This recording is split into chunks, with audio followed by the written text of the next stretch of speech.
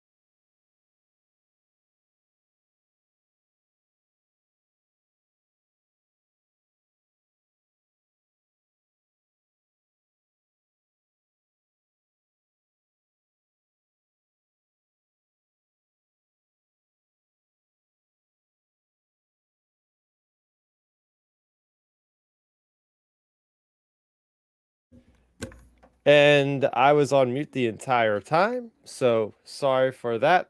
But yes, here That we go. Here we explains it. go. Can you hear me? I can hear you. Were you hearing me the whole time? Because I muted myself. I couldn't hear a thing. Okay. Okay, let's do a take 2. Chuck, can you let me know if let me know if you can hear me as well. I'm sure he can hear him. I've just muted myself. Okay, you can hear me. All right. Everything I said the last 5 minutes, we might have to like cut and paste this. I don't know if you're uploading this on podcast right now. Yeah, but we'll just have to fly with it. It's gonna be raw. It's gonna be what it is. Thank you, Commander Shepard, because I'm monitoring the chat, and I actually gave Commander Shepard a shout out because Commander Shepard. Okay, so they can hear us now. Yeah. Commander Shepard, thank you for the $9.99 super chat. You couldn't hear anything I was saying about that, but I really appreciate it. I'm from New Jersey, but I'm saying hello and may the force be with you. All the way from New Zealand. You guys are my favorite Star Wars podcast. I really appreciate that. I don't know if I know you because I am from New Jersey and I know I share this out on my Facebook, but you don't have to reveal yourself. That's perfectly fine. But hey, Commander Shepard also is an awesome name because I'm a big fan of Mass Effect. So absolutely thank you so much for that. We really, really appreciate that. And we're so glad that you can enjoy this. Yes. All right. Do you want to try again with the I will try again with audio. I will try again with audio. Here we go. Here we go.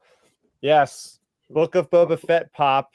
Fennec Shand, Boba Fett. I don't get pops much these days. But I haven't gotten a centerpiece one like this from the end of season 2. I even like the added detail. The little tiny like canister of spotchka that Fennec Shand has. Such nice detailing in this. And I was saying before, I kind of swiveled in my chair. I have my little burgeoning pop collection is behind me. I have some Valentine's Day Vaders and Grogu's and all that good stuff. I did get an ornament that I just got lazy and didn't take off the tree to show you guys, but it's Mandalorian with Grogu holding him as he's flying through the air. I think it's like a la season 1 or season 2. So I got that. I also have a bunch of Star Wars ornaments that I bought for myself this year, like the Empire Strikes Back Carbonite scene, which is incredible. I have this Jabba sail barge I got this year. So yeah, these are great gifts. Absolutely like this Book of Boba Fett. It is kind of that show that I like most of the time. So appreciate it. There you go. Yeah, again, thanks, Commander Shepard, for that excellent super chat. Definitely helping out the channel, the Underworld channel. Mark the Tractor, why not? I don't know. From Rockaway, wherever that is. So you got Jersey and New Zealand. Yeah, you know where that is. Okay, that's good. I'm from Toronto, so in case anyone's wondering where I am. I'm from Hamilton, in case I'm sure they know where that is, next to Trenton. So yeah, near Trenton. Right on. Getting a good geography lesson here on the Tractor. That's probably good. I'm gonna back up to grab the big thing I got. Anyone knows? I'm gonna pop this up. You see this guy?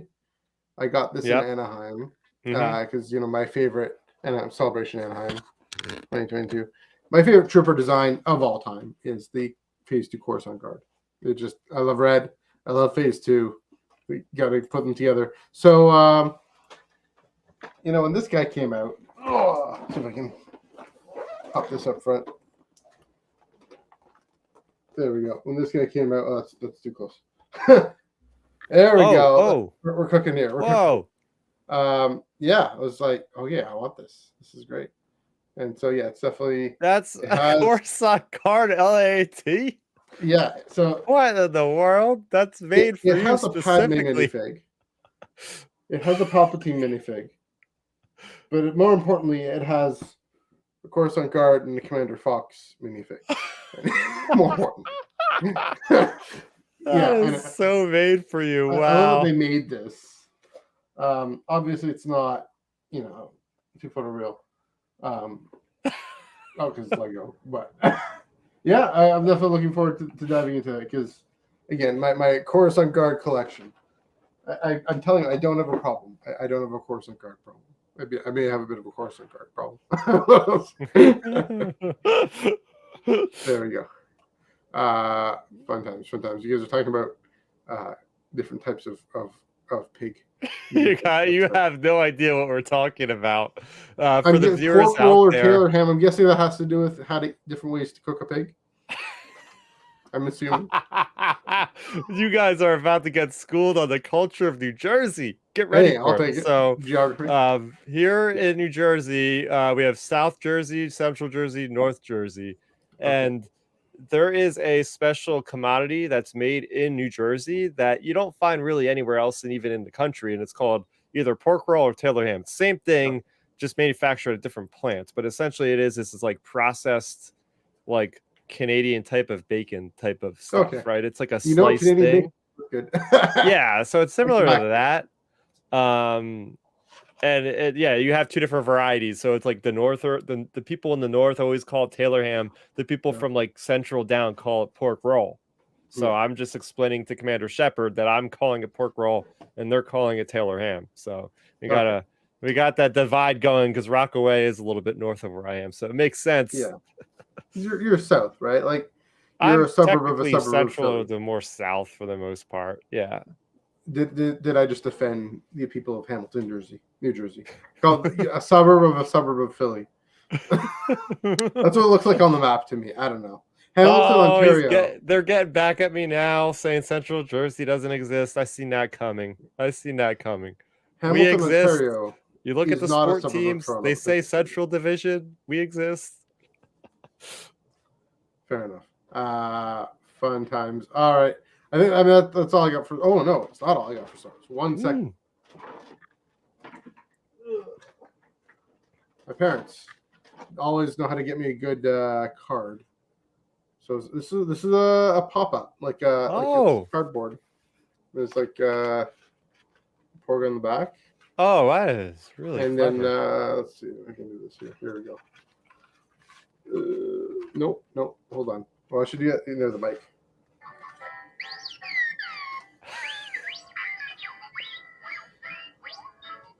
All right. Good enough. It's pretty cool. On that note, we've delayed it enough. We've put it off enough. We need to get to this. There were 3 comic books. I don't We're know. doing a short story first. We're gonna keep them in suspense, right?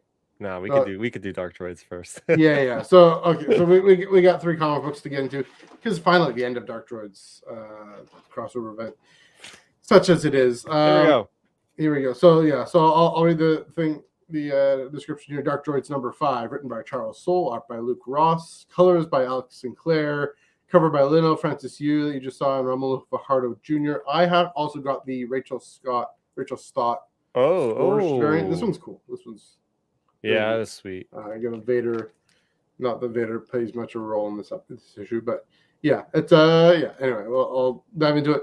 The terrifying conclusion, if you will, of the biggest Star Wars comic event of the year, the final triumph of the Scourge. How can the Rebellion and the Empire combat such a threat? Unlikely allies join forces to fight the greater evil invading the galaxy. And what is the final fate of the warrior droid Ajax Sigma? Yeah, I'll jump to it just to the moment that I think is getting at under everyone's skin. Scourge finally figures it out. Finally figures out how to inject itself into an organic being, probably human, who knows, and then is able to get into Luke and Leia and Chewie and all them. And then Ajax Sigma stabs him in the back. And that's it. So that I think is the moment, that the fact that it's so short. But we can talk more about that, Chris. You're raring to go. You've scoured the internet for takes on this. Charles Soule is my favorite comic book author, period. But that being said, I've prefaced enough. Go ahead. Dark Droids number 5, the Dark Droids finale. What I will say, I'll start off with the good, and I'll say that I appreciated that we actually got to see his plan fulfilled. We actually got to see organics being possessed only for like 3 minutes, but their plan worked through all this toil and tribulation and cyborgs and putting people with cybernetics just so they can enhance themselves and all this crazy stuff. His plan, their plan, whatever, they succeeded. So a lot of times villains really matter when they could actually set out and overcome those barriers and those obstacles and actually get a fast one past the heroes. So I appreciated that. Other than that, not much else positive to say. Starting with the cover. Okay, this gets me so irritated. Look at this beautiful Really? cover. There's so Yeah. much stuff going on in this cover. You got Afra, you got Vader, you got everybody basically involved with the crossover, and then we get into this actual book, and it's like nobody. Like I thought for sure that this was going to be the Vader down of the comic books of the Scourge of the Dark Droids event. Yeah. All signs, all roads were going in to be like everybody's going to be an Epiconia. Afra's there, Vader's going to be possessed by a Scourge, but in control, like we learned from the last issue. None of that played into it at all. So I was just severely disappointed from that. First of all, from the aspect of the idea of a crossover. They spent so much time working with the dialogue of the Scourge, a lot of it being repetitive over the last couple issues, and just frankly too long in a tooth for me. Man, I love Charles Soule as a writer, but sometimes he is wordy for a comic, and this has been no aside from that. So yeah, just the build up, and then Scourge gets stabbed in the back, and they suddenly all just go back to their normal lives. Like there's no falling action, there's no resolution here that seems like it was good enough for having spent 5 months building all this up. And then it's just a blip on the radar. Like there's all these events happening between Empire, Return of the Jedi, and then boop, everything is magically the same. C-3PO, we'd even see him in this issue. Sure. Nothing about that. There's just they needed at least another issue.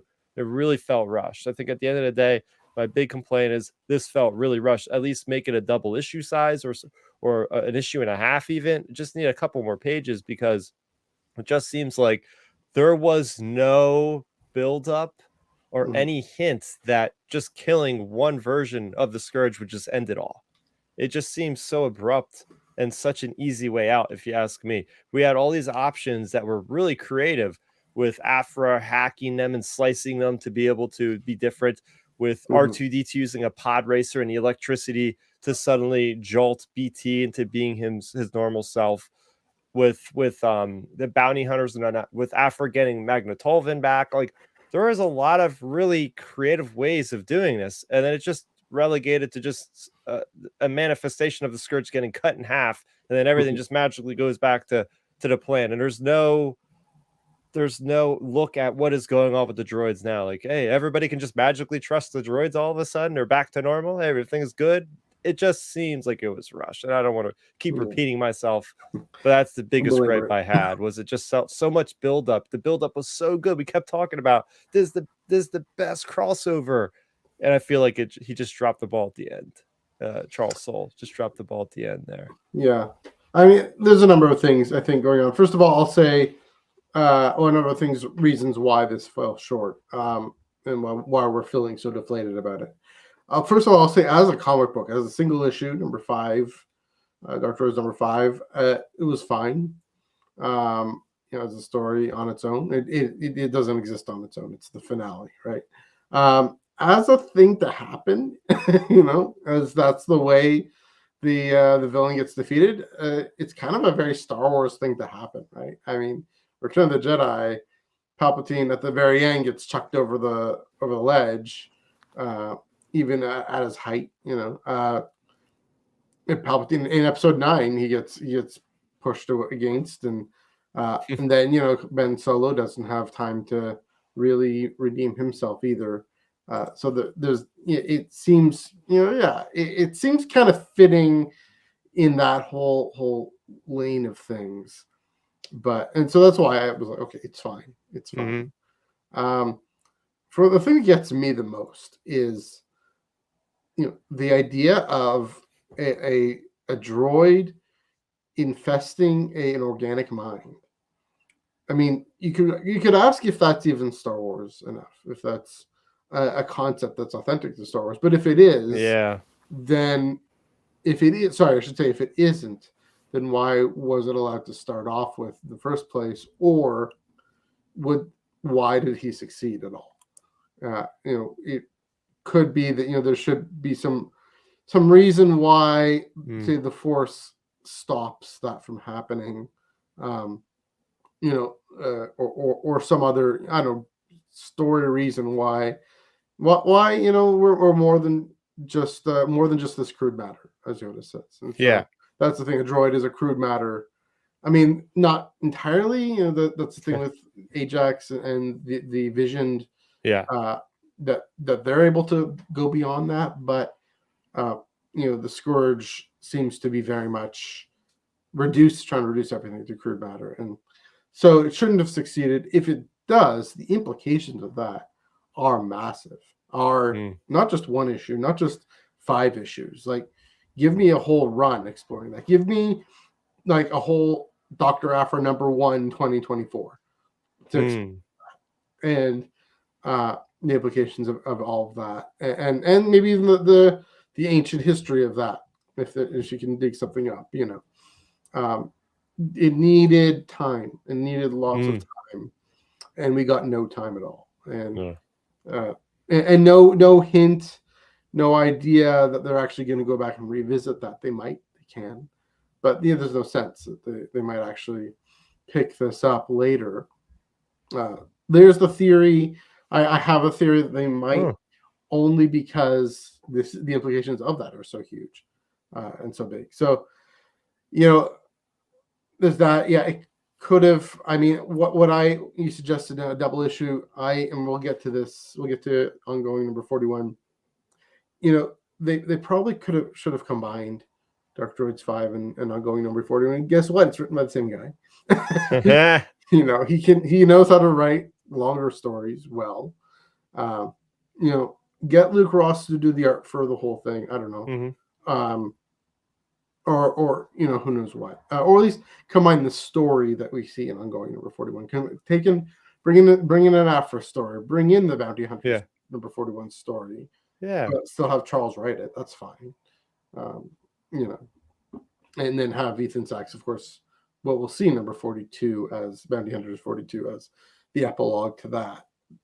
But yeah, just give us more depth, like you said, all those different ways that had been developed to combat the Scourge that we didn't see Aphra again. And it isn't just that, I had this theory, so I want this theory to play out. Why did I have the theory that Aphra would have a big role? Is because she does explore the edges. She explores the boundaries of what Star Wars can do and be in ways that are convincing, that ways Alyssa Wong has been very convincing with the Ascendant, but even Kieran Gillen, going back and again that those Force storm spores or whatever, different weird nonsense. It's not nonsense. It's fun. A droid that can actually infest an organic mind. Yeah, that seems like a very Aphra thing to look at. We didn't get that at all. I'm very curious again from last week. She pulled a Holdo, and that story is exciting, but did it help resolve this whole Scourge thing? We don't think so. I don't know. I don't think so. So there's that thing. One of the things we've been going back and forth on in our chat is, just between us, is this was maybe the wrong time to show. And this gets to tell the story. And this gets at the bigger question of, okay, when are we getting to Return of the Jedi? When are we getting to Return Seriously? of the Jedi? Guess what? There's, as we'll see, we're starting with Schism Imperial next week and Lando's trial next week. We're not anywhere close. And so, I mean, those could be interesting stories, but it's starting to feel, this whole thing, it's starting to feel a little bit like the Jason Aaron run. When are we getting to Empire? When are we getting to Empire? Hopefully it's not till issue 75. Oh my gosh. Well, that's and Dom was saying, they had 75 issues. This should have been to about issue 35. 40. You got 1 year versus 3 years. How is this almost catching up to the 3-year gap, and it's still the same amount? It's like I mean, again, time in comics is iffy, and it doesn't have to be line up too much, but so getting back to my point, though, because time is coming up short, they actually need a time period where they can really dive into this and really explore this. and that again gets at the question of what's next, right? What's the story? What's the story in comics between, the Battle of Jakku and the Mandalorian? Dark Droids #2. Get ready for it. The fourth revelation. All. So that's an interesting thing, and that again, but raises both a something that's interesting, but also another disappointment with this whole Dark Droids thing is, well, it just had so much potential, especially with Ajax Sigma. Ajax was such a fascinating character. Yeah. What does it mean for a droid to basically try and be a Jedi in a way? Really be out for the greater good of the galaxy, for having this idea of the visioned, whatnot, and and the way he talks about the first revelation, second revelation, third and fourth revelation, the we and the all, or the them, I guess, and the all, in a way that does form a very fascinating counterbalance to the Scourge being the all, trying to be the all. Yeah. But, in a way that just wasn't, well, that's just it, right? Is Ajax can succeed in the all the way the Scourge can't, because Ajax is at least willing to submit to what the Force is about, willing to submit to the way the Force binds everyone and everything in the galaxy together, while respecting and preserving and sustaining each person and each life form's, I don't want to say just individuality, but particularity is the big question. Whereas the Scourge wants to collapse everyone's particularity into one massive whole because it must eat, and for a reason, because it's compelled, not because it's willing. And so the ideas that this whole thing sets up are incredible, brilliant. The way it ended, it didn't really go into them enough, and so I can see why. Again, I'm not like angsty deflated. I'm on YouTube talking about this, but I'm not like crusading or anything against it. Again, I know Charles, he's again my favorite comic author, period. It's why I know him at cons. His ability to plan out long stories and then take the time to plan out long stories or medium length stories. I think, that Darth Vader 2017 is my favorite comic book of all time. Yeah, I think it is mine too. Yeah. Something like 8 Billion Genies I've talked about, that was very nicely limited to 8 issues. Shrouded College, that's well set up for, I think what he's in now is maybe that's waning a little bit, or he's in a period where, okay, be more, I guess, realistic in terms of the ability to plan out a longer story, because Shrouded College is a little more compartmentalized. It's a series of, and it's an anthology series of arcs. Undiscovered Country, the one he's writing with Scott Snyder, that too felt like it's taken a shortcut ending and trying to rush towards this end. That should be 50 issues. It's going to be 37, 34, or something like that. So, I don't know. I mean, High Republic has taken up a lot. I don't want to speculate too much on where he's at with things, but still really brilliant. I think again, something like Shrouded College shows he's able to be smarter about where he can put his energy and sort of. Yeah, I think what happened was they had massive course correction after they heard the feedback of War of the Bounty Hunters.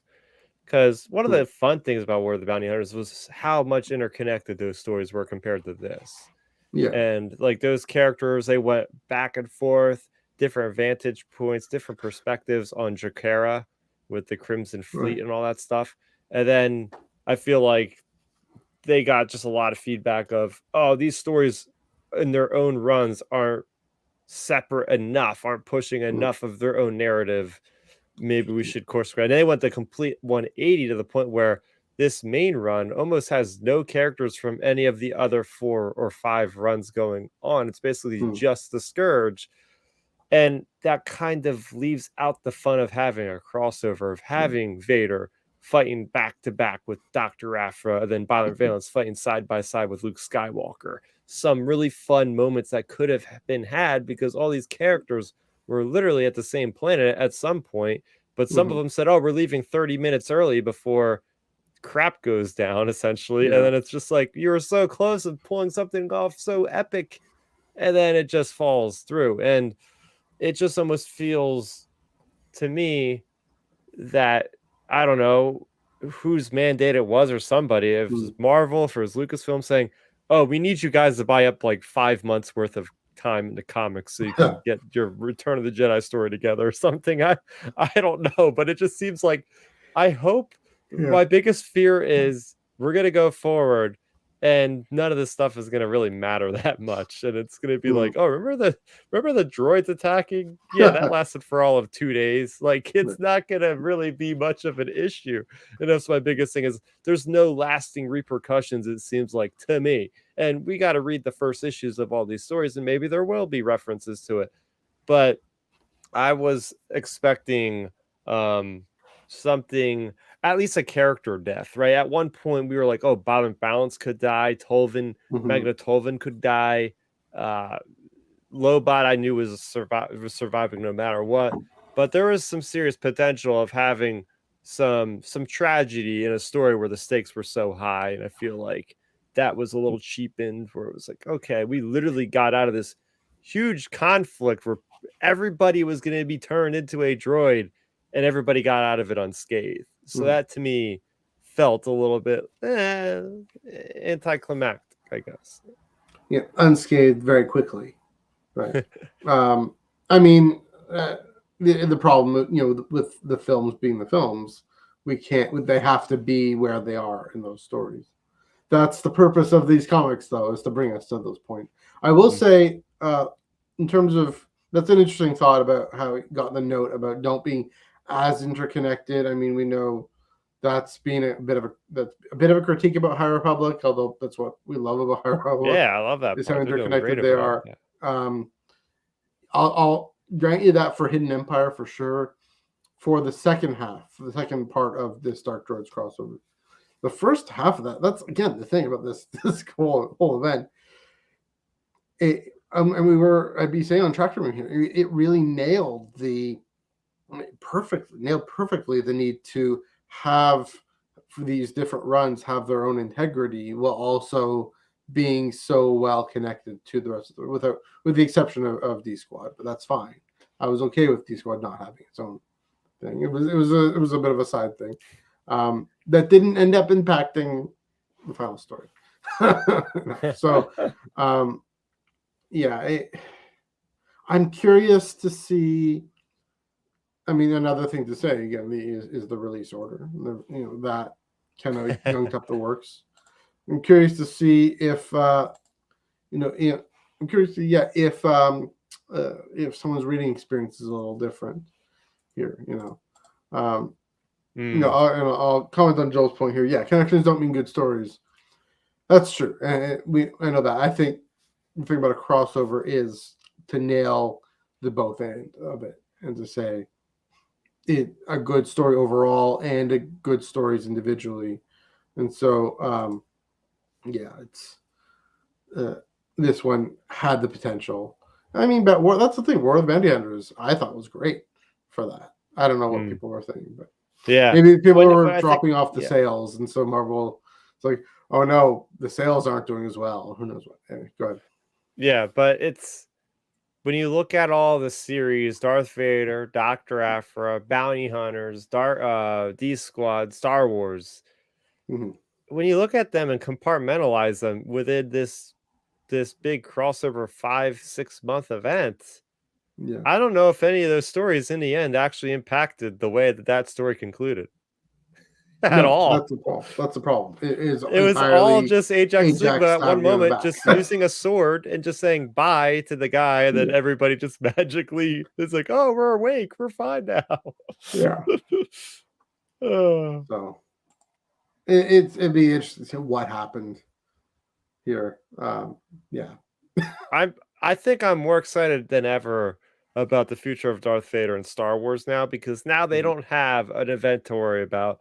Yeah. Joel Davis is mentioning in the chat there. Yeah. I think the events have dragged on a bit.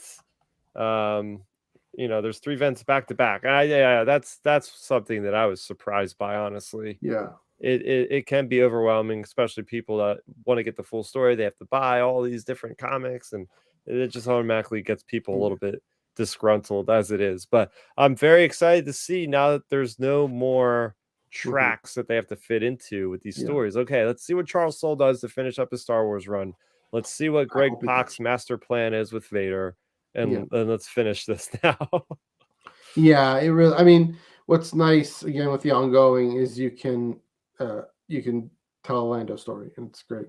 And Lando has had some time in the sun recently in this ongoing comic, and so now finally, I mean, Charles Soule legal drama. I'll read that whenever, however. Yeah. So looking forward to that, and it fits. It fits with what happened before all of this, right?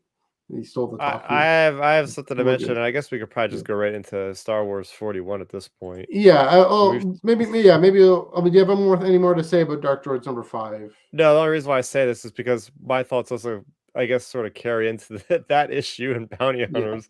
It's all kind of connected, as we've been saying. Yeah. But yeah, I mean, I don't want to keep harping on kicking the horse. Well, why don't we do the normal setup, and then we'll pick it up. Because we're talking now about ongoing number 41, also written by Charles Soule, art by Madabek Muzabekov, colors by Rochelle Rosenberg, cover by Steven Segovia, you see it there, and Rain Barredo. Lando Lost, a Dark Droids tie-in, with the final mission to rescue Lobot from the terrors of the Scourge underway. Galactic ne'er-do-well Lando Calrissian must finally reckon with the sins of his past. Will he be the scoundrel he's always been, or the hero he could be? And yeah, I mean, it's what comes to mind as I think we're getting into is this is starting to look forward. This is looking ahead to, Lando has to reckon with the fact that he stole this droid that had all these Republic codes, rebel codes, brought it to Jabba. I can't quite remember why. I think it was something to do with getting Lobot, or getting Han out, right? It was a deal to get Han out. They went south or something. And then then goes back and gets in and has to rescue Lobot, and Lobot is freed. And I will say again, it does do a good job of continuing this story of how far Lando will go for Lobot and how much he will be willing to sacrifice his integrity, as we'll see, his standing within the rebellion in order to save his friend. And that connection, that's always been something that Charles Soule's, ever since the original Lando run, he's done a good job tracking that story through. This does look to the future in this legal drama, this legal comedy that I'm excited for.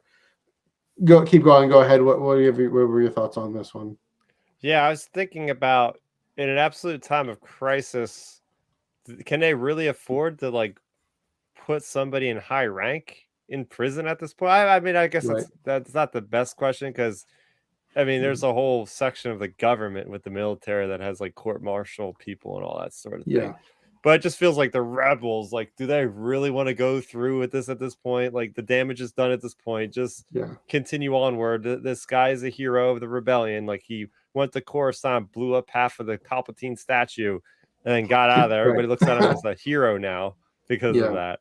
So I'm just is this the best time? Why don't you wait to do this after the fall of the Empire? I don't know, but it just seemed kind of funny. It's here are these Alderaanian guards, and they're coming up. They're coming into the Millennium Falcon. There, it's just you're under arrest.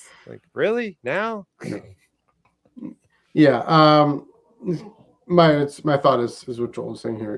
It gets at one of the things that comes to mind about what comes to mind from, I think it's Life Debt, Aftermath Life Debt, and Mon Mothma is saying to Leia. This is said after, obviously, but Mon Mothma is saying to Leia, we can't just be fighting a rebellion. We have to form a government too. And yeah, it's a question, and I wonder if that's what this next arc is going to go into. Is Why? Yeah, it's a great question. Why are we doing this now? Maybe that'll be the argument that this lawyer who used the Jedi mind trick excuse, the pulling it mind trick back. defense, might work in the rebellion. Actually, might say is it isn't expedient for the good interest of the Rebel Alliance to detain him. Not that he's done anything yet, right? He hasn't won the Battle of Tanab yet. He hasn't shown himself. That's what I keep thinking in the back of my head. They got to get to that battle. They got to get to the Bothans. There's still so much story to tell. And now we're making a sideline for a whole arc about this stupid thing with if they're going to tell that in a Lando. comic, like, come on, really? If they're going to tell that at all. I mean, that's the question. Are they going to actually leave that to the comics, or are they going to tell that at all and just leave that as backstory for Return I've been saying this for the longest time. Give us a darn novel written by Charles Soule in between Empire and Return of the Jedi. Sure. That'll make me eternally grateful for Lucasfilm if they would just do that. Tie everything together with a nice bow in that one 350-page novel. There you go. Mm-hmm. I just getting back to this comic, I did appreciate it did spend a little more time, with Luke, Leia, Chewie, and the shock of them being taken over. Is it in Dark Droids 5 or is it ongoing 41? That moment of we are the Force. I think it's in both, right? Is that the Scourge is saying we are the Force, the new Force, and whatever the heck that means. But it's the first time the Scourge has infected a Jedi. What does that mean? And maybe that, maybe if anything, maybe that. I mean, kind of what I'm reading into this, and this is getting back to Dark Droids 5. Maybe it distracted the Scourge, and maybe it is a way implied, and Charles likes to imply things, that it distracted him and confronted him with the way the Force doesn't like I was saying before, it doesn't collapse everyone's individuality even as it binds the galaxy together. And so the Scourge say, oh, I can't. So maybe I'm right. Maybe the Force did say no, and that's why it didn't ultimately succeed. But if anything, in the actual story, you need an actual story point to show that. I think, if anything, there is a story point that the Scourge was distracted enough for Ajax to go stabby. Well, yeah, that's what I was coming up with. Like, if you want to look at it from that logic perspective, there has been mentions of this thing can only spread so far before it can't control it anymore, and it weakens itself, and that's why it had to compartmentalize part of its soul or its being into these other archetypes that it had in that council. So there's reason to believe that once it infected the organic minds, at that point it's trillions of lives at that point. There's no way it can process all of that data, and then it just became so prevalent that it just lost all perception, and that's how Ajax Sigma just simply went up and just destroyed it. So so we're making sense of it. Interestingly, we are making sense of it, but like there still needed to be, I don't know. I mean, it's not like we have to have everything spoon fed to us, but we need to actually. That's a good question. I'm gonna. I don't know. What do you think about this, Chris? If a story is only implied, is it still good? In chat, you can let us know what you think here too. Is it a good story, even if it doesn't actually tell us what's actually happening? Well, we got a good example of that a couple years ago at the Rise of Kylo Ren. Remember all the hubbub about, was that Snoke or was that Kylo Ren that burned down the Jedi Temple? It was so,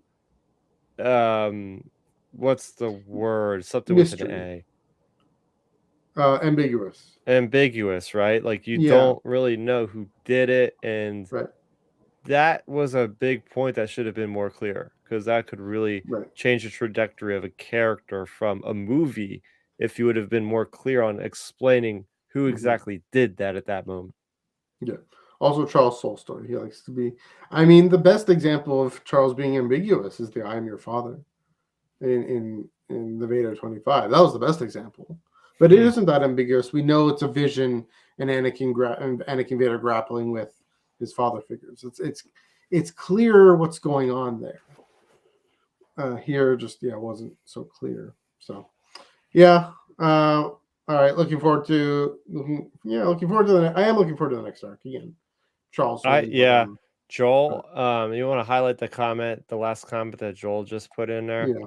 Joel, I get the idea that it's probably less than a month, honestly, because with the way that we just found out, I think it was in Dr. Afra issue number 39, where there was like the Hollow channel saying, "Oh, there's been recent like fighting of droids in the Outer Rim," and all. It seemed like that was more of like a recent thing, like people are just getting aware of that now. And I get like through communications across the galaxy, it might take maybe a few days or maybe a week at the most for like this communication to get out to other outlying systems. So I'm thinking that this whole thing basically took place within a month. I'm thinking. Yeah. Time and storytelling sounds like a good on-Ken episode coming up in a few weeks. Put that out there. Yeah, subtlety. That's an interesting word that you're saying, Joel. Subtlety versus obscurity. There's two different. Because subtlety, we can actually work to have a sense. Subtlety, we can at least feel what's happening, right? Subtlety, you can at least feel what's happening. But getting back to the story as a whole, I do like that we got to dive more deeper into Lando and his. Okay, so that was fun. That was cool. But darn Talkie Dread. I know he's called Talkie for a reason, but man, just him going back and forth about will you kill me if I activate Lobot? I don't believe you. I don't. It went back and forth too much for me. Like it seemed like it was multiple pages of the same thing going around in circles. But I did like to see that this is a callback to several issues back. Charles Soule playing the long game with the Lando story, seeing all this stuff come to fruition, arcs and arcs down the road from where he began was pretty fun. And I like that we're getting that much interconnectedness between these characters, these callbacks. So that was the highlight for me out of this issue, and seeing the reaction of Lando, seeing him as a character change and coming to the realization like he's got to be somebody new now. Like his whole life behind him. This is going to set him up to be the general at the Battle of Tanab. Yeah, I agree. And again, we were saying before, the way Charles has written Lando's story over a number of years, but especially in the last, even through these crossover events and through even the Dark Droids, everything with Lobot has pushed Lando in a new direction. Talk about bringing a character to where he's at the beginning of Return of the Jedi. And it's a brilliant choice to use Lobot this way, an obvious choice, but a brilliant choice, and really convincing. And so, and I'm even wondering now if that's what gets him off from the trial, is to say he was doing this. He took best precautions as he could. He was doing it not because he was being a self-interested scoundrel, but to save his friend, who was also an asset to the rebellion. So, but hopefully fun hijinks ensue. Do you have anything more to say about Star Wars number 41? Yeah, I think what could be very interesting, and this will give us this is just pure speculation for no reason or references to anything. How funny would it be, or cool would it be, if like the trial took place on Tanab, for instance, and then maybe Planet Tanab, and it's like, we see where this is going, and then in the middle of the trial, the Imperials invade Tanab, and it's like, well, we got to put this on postpone, and Lando's like, I can fly this ship and lead the battle, and they're defending Tanab, or something like. I could see something like that happening, which would be so effing cool. Yeah, that'll be fun. I'm guessing it's gonna be on Home One. Just a thought. That seems to be the capital. Yeah, you're right. But that would signal, that would finally be something to say. Yes, we were heading towards Return of the Jedi, and that would shut us all up. But that's a great thought, great theory. All right, let's before we move on, we do get another from Commander Shepard. What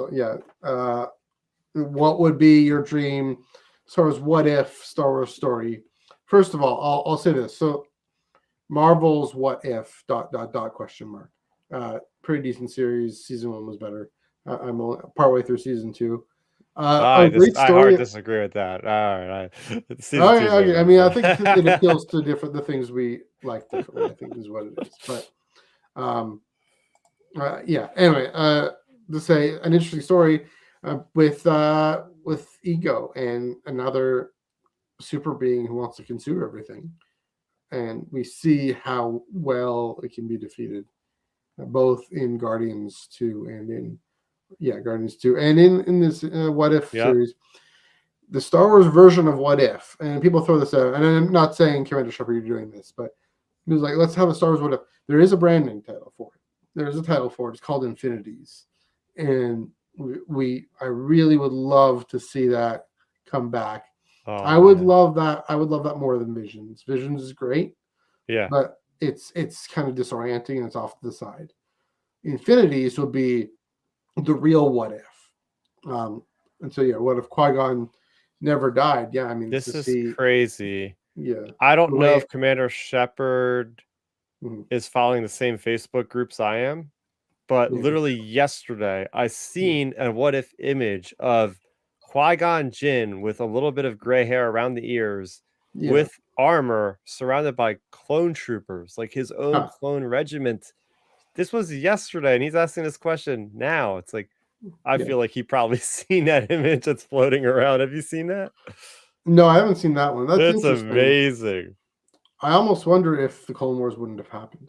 I wonder if the Jedi role in the Clone Wars would have been very different. I think that's the age of Republic issue by Jody Houser goes into that possibility. He was starting to. He hasn't seen the Facebook thing. Goes into so that's a fun coincidence then. That Age of Republic by Jody Houser goes into the way Qui-Gon was able to see things coming down the pipe, and things weren't good, and Jedi should not be, or should consider their military footing in the future. And so that's interesting. Yeah, what if Qui-Gon never died? What Anakin's path? I mean, that's what Dave Filoni talks about in that Mandalorian back behind the scenes. What if if Anakin had been able to stay on the narrow path, the straight and narrow, while also being himself, being exploratory and out there and whatnot. What is my while you think, I don't know why I think about it, when my what if Star Wars story, dream what if Star Wars story. I know mine. Okay, go ahead. I don't know. And it's easy because I just pick my favorite character and be like, what if they lived? And that's Jango Fett. And if Jango Fett lived, if he somehow actually killed Mace Windu, because that's what would happen, his jetpack would somehow not have been hit by the reek. He would be able to kind of death from above and kill Mace Windu. If he could kill Mace Windu in that fight, I'd see no reason why he couldn't kill Anakin, Obi-Wan, and Padme, and the Separatists could have just simply won right then and there. Although the Republic was already on its way with Yoda and all the other dudes. Yeah. So, but that would be cool, because then you would have Boba Fett and his father that would work as father and son as the best bounty hunters of the galaxy. Yeah, and it would vastly change the landscape, because these guys would be just ruling over everything. I mean, I could see them even overtaking the Hutts, the Crymora, the Pikes. There might not be any room for the Shadow Syndicate or whoever, and then Crimson Dawn might not even. So, like, the crime underworld would be completely upended to the point where maybe Han Solo wouldn't have a debt with the Hutts. Maybe Han Solo would be like just straight up dark side or something like that. Who knows? But I mean, just that's what I mean. Like, if one life changes, one guy's supposed to be dead, but he's alive, that changes the whole timeline essentially, which is always fun to think about. Butterfly effect, right? Yeah. I think so. I'm thinking two things. I mean, what happened if Anakin had not fallen to the dark side? I mean, the whole saga would have not happened, but that wouldn't happen. Darth Vader. What if I guess is it in the Revenge of the Sith video game? There's an alternate ending where Vader kills Palpatine. Vader first of all kills Obi-Wan on Mustafar without losing any limbs, and then kills Palpatine and takes over as Emperor. To see, I mean, how incapable he'd be of that. Maybe I don't think he'd be actually able to govern a galaxy, but see what would happen. Who would take over? What level of his Jedi influence? Yeah, and then Jedi training would influence him to continue, because I mean that being burned up and in the suit really changes him, right? Really affects his own. I mean, it's this constant suffering under the heel of Palpatine.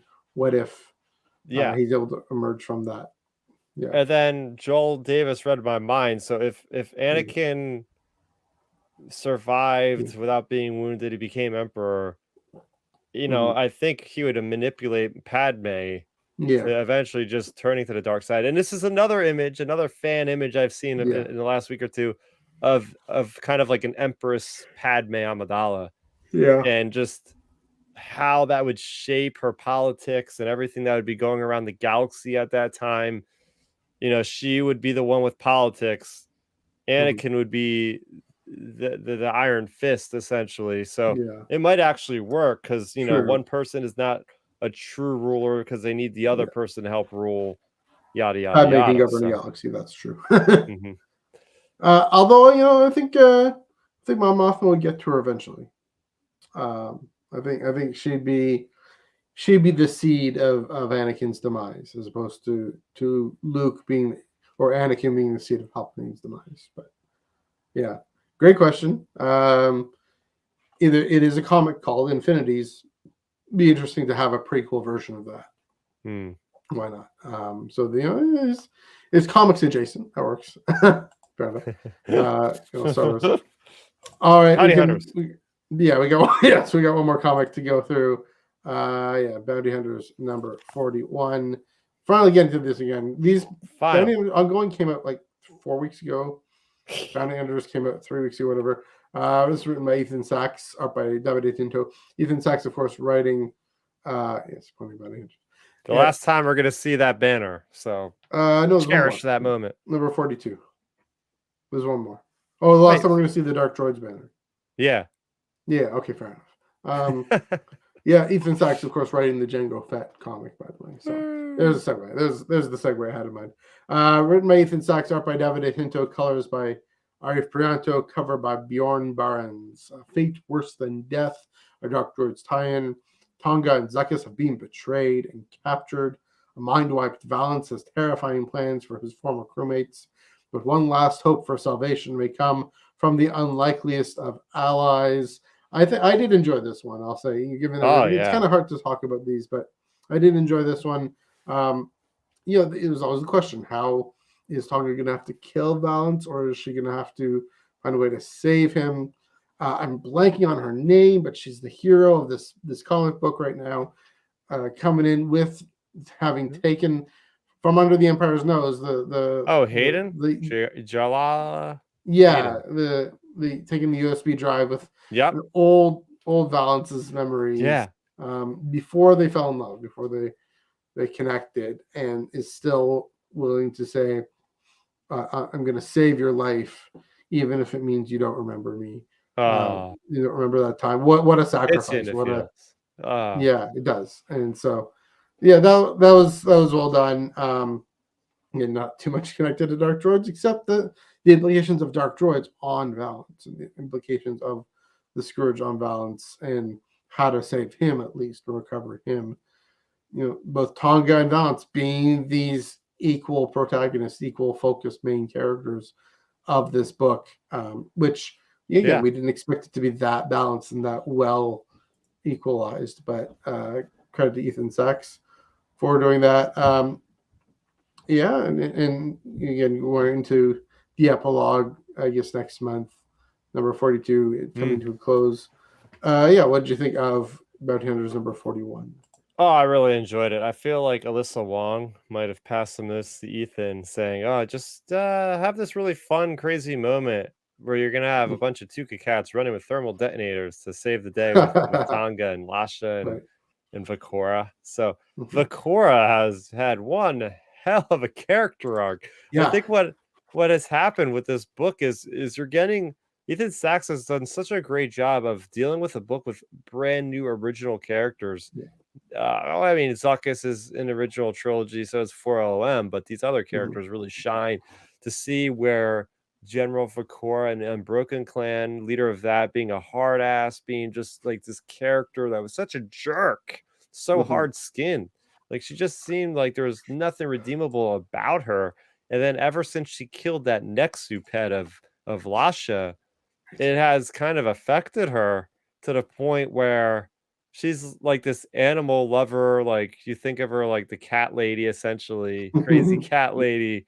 And I just really got enjoyment out of that. I feel like that was a needed element of levity for this very dark story. And it ended very happily. I'm happy to see Byler Valence did not die. Thank goodness. I mean, we still got another issue, so I can't say that yet, but it really did a great job of, again, I think Bounty Hunters always does such a great job of standing on its own 2 feet aside from any other event going in, is because Ethan has done a great job of writing these complex characters that have the motivations but also surprise us when things don't go according to plan. So those Mhm. moments, and then the setup for the epilogue really shocked me. They're going to go back to Jabba's palace to try to free Han from carbonite. Like that can't end well. That is not True. going to end well at all. Yeah. So I mean, unless they somehow connect with Lando, I don't know. That won't work, but time wise. But uh, yeah. Well, I'll admit. So back to the Vukora thing. I'm like, I did not recognize her. And Yeah. I had no idea who that was for a second. Wait, who is that? Vukora? How is that Vukora? Oh wow. Okay. So because I mean, yeah, she was. Her clan turned on her. Yeah, and that confrontation with Lasha stepping up in Yeah. this to save Tonga, which is I mean that also fit well. I mean that another great character development, great character arc of a character that's definitely secondary to Tonga, the love interest, if you will, but um, able to come into her own as well. Yeah, that's a great point. That all these new characters or new enough characters, um, can come up with Sabe, who was a new enough character too in Hmm. paper. Greg Pak and E.K. Johnson taking her on. Oh yeah. Yeah, Zuckuss and 4LM having their time in the sun. Yeah, Valance. I mean, Valance comes from Legends way back when, and brought into this story to to continue this idea of a cyborg, another cyborg, imperial cyborg, which I mean that's one of the things that fit well with bounty hunters. We have all these cyborgs being Yeah. this bridge. At the very least, we see what's happened to Balance, right, and what's happened to Magna Tolvan, for example, in the Afro comic. Um, you know, yeah, and the Lobot. So if there maybe this is getting me thinking, if there is any kind of ongoing implications of this, it's that for these three cyborgs, their humanity has been challenged. Their humanity has been pressed, and they've come through it and come out on top. Yes. And And so hopefully that will be the story implication, the character implication. Say, I've gone through this deep challenge that I was even more susceptible than everyone else, and also maybe 3PO and R2 and who knows who else, but especially these new comics characters of Valance, Tolvan, and not Lobot's not a new comics character, but um, to say this is this assertion of humanity and personhood in the face of this Borg like thing that will collapse our individuality. So yeah, like kind of so like I mean, if anything, one last point there. I mean that's the thing the rebellion stands for against the empire is that people matter, persons matter, lives, experiences matter. the Empire would say that only one person's experience matters and one person's life matters, and everyone serves him. And even the dark side, even the Force itself, is to be made to serve him. Maybe that will give this push, this impetus for the rebellion. The more the Empire squeezes its fingers, and the continuing systems continuing and people continuing to fight back, and maybe that's kind of this impact that this Dark Droids has. So. Yeah, I like about Scourge talking with Byron Valance and about how he pretty much states he's like, look, I don't want you anymore anyway. You're too human. You're not cyborg. You're not machine enough for me. When he breaks away with the USB chip. So that is basically the struggle that Byron Valance has been dealing with over the last 40 issues of this series is what is it to be a cyborg? How much machine does it take for me to just become more machine than man like Vader, right? So I really enjoyed him getting that direct kind of declaration from the Scourge itself, like the affirmation of, yes, I am more human. I am more emotional, connected to my own race than I am machines. And that pays off at the end. It's nice, reuniting of all these characters we've seen over the last 40 issues, and they got one last little journey left. So and again, we'll see how well that goes. That's getting me thinking, what's the one character that struggled with this the entire time? Is this guy? Oh, right. He happens to be the main character of the whole darn saga. He happens to be the one who says, "Oh, I can be human too. I can still be Anakin Skywalker." And that, is what saves the day in the end, right? Seeing his humanity lying, the result of his humanity, his son lying, writhing on the floor. I'm going to keep bringing this up. This is where this is going. So, maybe, again, that's this whole thing is this experience, even Vader's experience with the Scourge, which we'll hopefully see Greg Pak struggle with even as we're going to Schism Imperial. But to say, we know that there's there is a conflict within him. There's a reason Palpatine asks him, are you sure there's no, in Return of the Jedi, are you sure there's no conflict? I have no conflict. He's lying. We know, because we know what happens in the end. And so, I don't know what just thinking about Dark Droids, I don't know what the whole overall impact of this, but as we see with Valance, that story impact is there and it is felt. It just needs to be spelled out a little more, I think, for us. But Ethan Sachs coming in hot with that. So sad to see it go. This is a great penultimate issue. As we always talk about, the penultimate issues have to have a lot of character depth, have to get into the nitty-gritty of what the story's purpose was. I feel like the story did that in spades, and it just leaves a little bit more for the end for us to still ponder what the fate of these characters could be. So I think they did. I think Ethan Sachs delivered on a good penultimate issue here. Yeah, I agree. With Bounty Hunters, with Afra, it's hard to see it go, but I always, when you finish a story well in the right time, it seems to be the lesson. That there's it's always very satisfying and always very much glad to see it go at the right time, the right way. So I think, Bounty Hunters 41.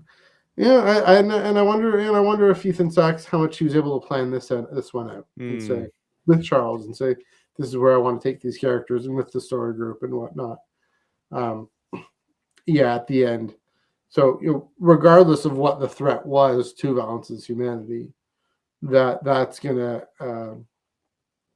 that's gonna be the payoff, the character payoff for Valance and for Vader and for Anakin and for whoever else. So thank you, Ethan, for a great run. Looking forward to issue number 42 and Lando, obviously not Lando, Django. Star Wars. I can rhyme. Django Fett. Django, Lando. Yeah. Fun time. We're getting a Django book. We're getting a Lando book. It's called Ongoing Star Wars, but that's another thing. So Anyway, anything more to say about Bounty Hunters 41? Anything more to say about Dark Droids? Yeah, I'll just highlight Joel Davis's comment there, the last one he put out there. Yeah. Like, the Dark Droid's gonna impact anything beyond its initial run? Yeah, I don't know. You probably weren't in the chat at the time, but we kind of went over this already. But just, Mm. I'm worried as well, man. I'm worried that there was 5 months of build up, and this is going to be like the tiniest footnote in Star Wars's timeline. But as Matthew was saying, this could be the biggest implications of the galaxy of droids can get into an organic brain. Yeah. That just can't be left on the wayside. That's got to be stopped at all costs from ever happening again. Mhm. So there's got to be a way. Yeah. There's another thing that happens after the events of Return of the Jedi and Star Wars Last Shot by Daniel Jose Older, where you have the droid Right. Gatra, who I figured out the droid Gatra are a group that are part of the Crymora Syndicate, Okay. thanks to the Dawn of the Rebellion visual guide. So love that Nice. thing. But yeah, the Yeah. droid Gatra, there was like a guy that was also doing weird stuff who was actually mentioned, I think, earlier in Dark Droids, Kaizen Fell or something like Yes. that. He's And the POW one, right? Under to POW? yeah, Yeah. Yeah. I did read Last Shot, so I don't remember. Sorry. so I don't know if they're making room for this fourth revelation with Ajax Sigma to link up with that book that takes place like 2 years after the Battle of Jakku or Mhm. something like that. But it's just interesting that this took place, and I really hope it does get referenced. I'm not saying it shouldn't. Yeah. It should. We'll see what happens. Yeah. And again, that's the thing is we don't have any indication that it will. Again, I think the big takeaway for me is what I was saying just now, but the personal character implications, right? That because you have four. I mentioned three cyborgs. You have four cyborgs. You have Lobot. You have Valance. You have Magna, and you have this guy named Anakin Skywalker, Darth Vader. So that to me is the main character story implication, which is the thing I think Charles Soule would say is more important. But yeah, there's definitely the lore history implications that we are kind of scratching our heads about. I agree. So fourth revelation. I don't know. I think it says here's the thread to pick up on. Here's the possibility to pick up on. Yeah. Here's the thing. They Charles Soule, it's funny because like it seems like the story can't ever quite end with a nice tied bow, because you go from War of the Bounty Hunters directly leads into the Hidden Empire, which goes into Crimson Reign, and then you have the fallout of the Fermata Cage being unleashed, and then the little I forget the exact terminology, the term they use for like little spider droid. That first one pops out of there. That's the Scourge, combines the Spark Eternal into that thing. And then we see now with the Spark Eternal getting transferred to his sword, and then he plants it into a droid saying, "This is the fourth revelation all." So it's like, okay, so now we are continuing a thread from the very first like mini series crossover for More of the Bounty Hunters, and now this is going to carry into the next one, and then that one will keep going. So I feel like there's never an end to this interconnected story. But it's just like Joel was saying, essentially, it's like they have a way to pick this up, but do they actually have anything planned today to begin doing the work, the writers? Who knows? I mean, they don't necessarily need to. I think even giving us some time, seeing the fallout, seeing the reaction to this, to Dark Droids number 5, maybe they think, give it a break, give it some time, and then say we heard your reaction, but there was lots to pick up on. I think we'll be excited if they wait 2 years or 3 years or something. Yeah, I think the main thing is please don't give us a crossover anytime soon. Like we need a whole year off of crossovers at this point. It's been one continuous crossover. Tell that to the rest of Marvel. 2 years. That's the thing. So Marvel, I've said this before, every summer there's some sort of event crossover. From I forget what they're called. Like I'm blanking on them. Some of them were really cool. Like, I mean, Civil War was incredible. Civil War 2. Yeah, Civil War 2 was fine too. It wasn't bad. But there's like was Secret Empire, Yeah, all Secret these other Empire. things. They're okay, but they do them to drum up interesting comics, and it becomes too much of a marketing thing.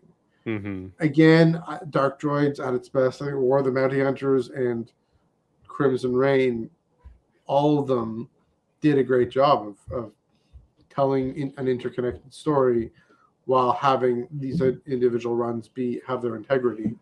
It's just this fatigue took over too. So yeah, Joel, there is something nice about not having things so connected, because then that gives the writers the utmost creativity to just go wild with ideas without having handlebars, be like, oh yeah, lines to follow in. Oh, you can't do this because this character has to be here because this is the crossover I'm writing.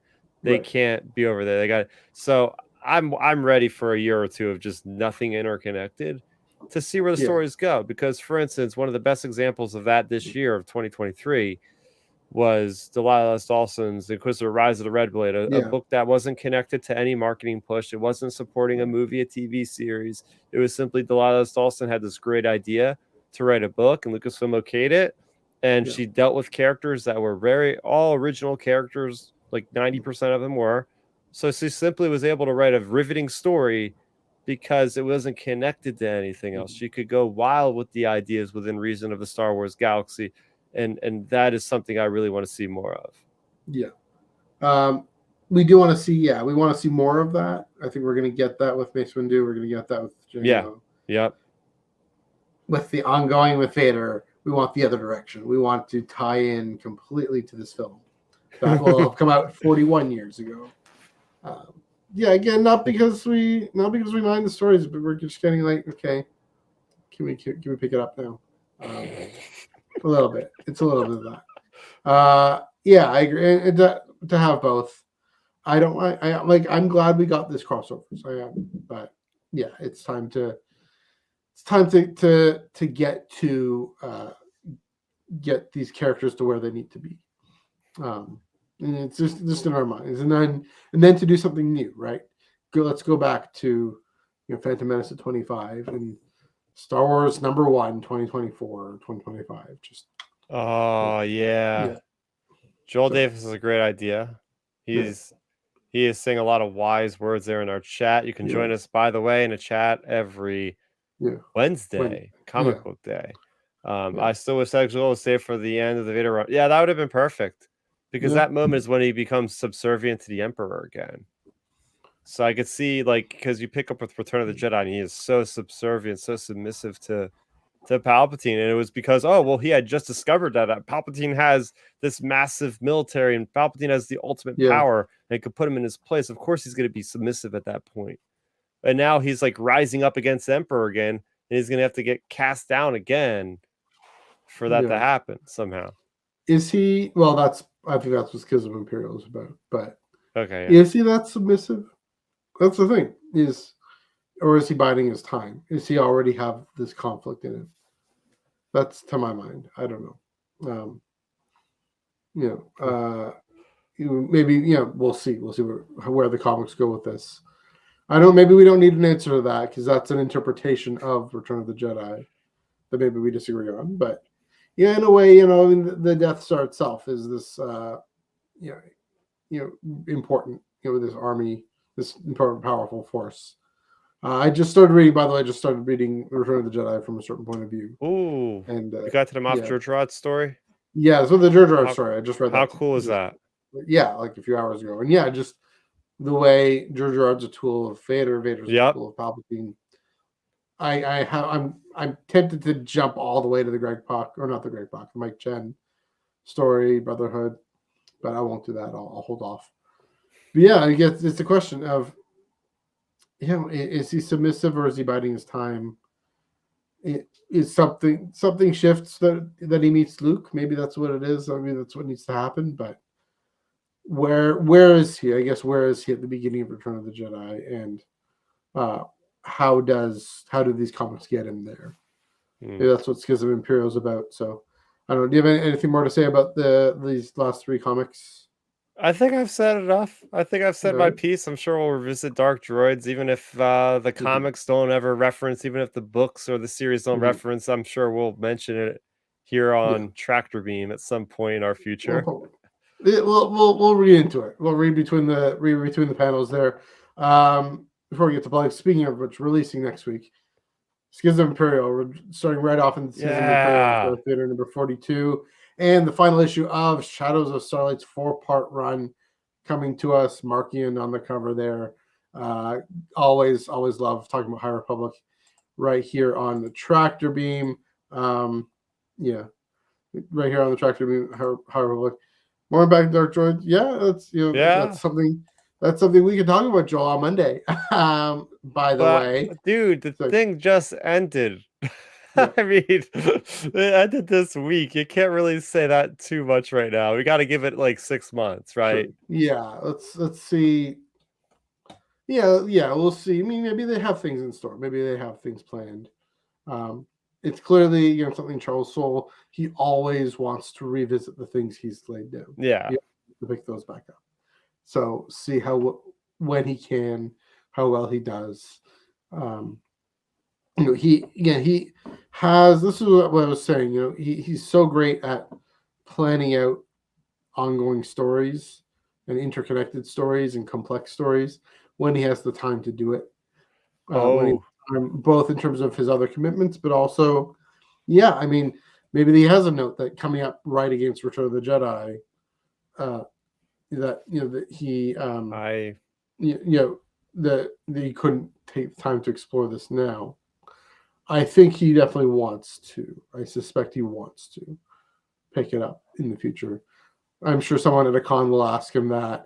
I'm sure he'll give a great answer, good lawyer answer. But it'll be interesting. It'll be interesting to see what he does. Curious what he does. I guess this ongoing is going to keep going. But Shadows of Starlight. He's on High Republic. I mean, there's another Charles Soule book there. Of course, that one should have come out a few months ago. But looking forward to that one ending. Looking forward to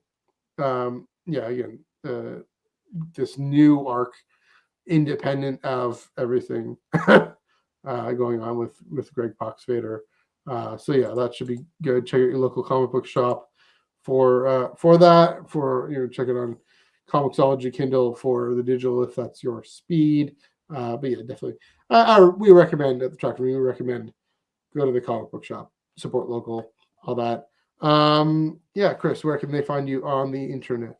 Yeah, you can find me on Twitter at Starrapter. I am talking video games. I am talking Star Wars. I'm talking Marvel What If. I'm talking anything in the pop culture zeitgeist. I'm probably going to comment on it to some degree, so you can follow me there. Love to have positive discussions over there as much as I can. As far as YouTube, I just actually had my Game of the Year discussion earlier in the week with my buddies Johnny JT and Josh Fighter. So you can check that out. A good 2-hour discussion ranking top 5 IPC style, our top 5 games of the year. So borrowed it from that good old podcast of Ben and Zach Arnold over there.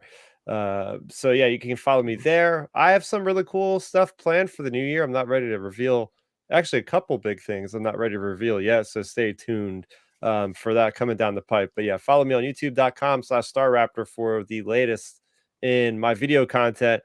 I'm still doing my reviews. I actually have my reviews for these 3 issues in a shorter 12-minute bite-sized video over there. So go ahead, subscribe, hit that bell icon, all that usual stuff as you would do, and do the same stuff here. Hit that bell icon.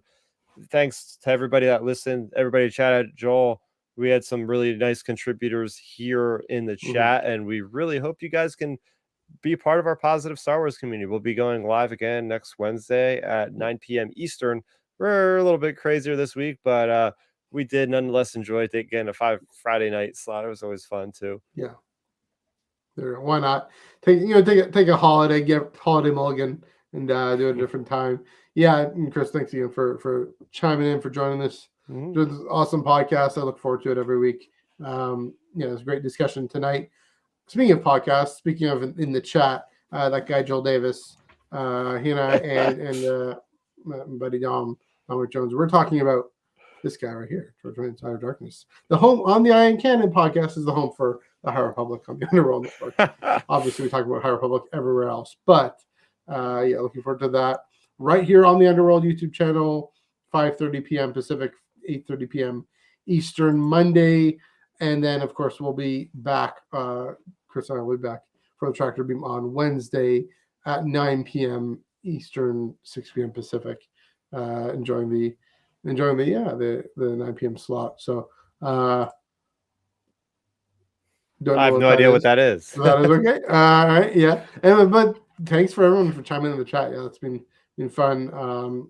Joel and Cap Commander Shepard, etc. Thanks for the super chats, and yeah, definitely glad to have the conversation going. I think the evening slot is definitely where we want, not the Friday because it's Friday, but Wednesdays where it's at. Wednesdays are for comics, guys. Wednesdays are for comics, so we'll keep that going. But until then, happy reading.